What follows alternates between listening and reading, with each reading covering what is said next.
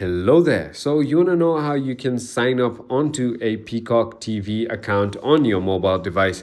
This is going to be the only video that you'll ever need to watch. So with that being said, let's just get straight into the video. First things first, all I want you to do is simply go ahead and make sure you have downloaded Peacock TV, open your app store and go into the search bar and search for Peacock TV. Just like that. Once you've done that, simply go ahead and tap on this application, download and install it onto your device and click on open. Once you've done that, all I want you to do is simply go ahead and click on sign in on the top right. And now once again, click on sign up on the top right of your screen.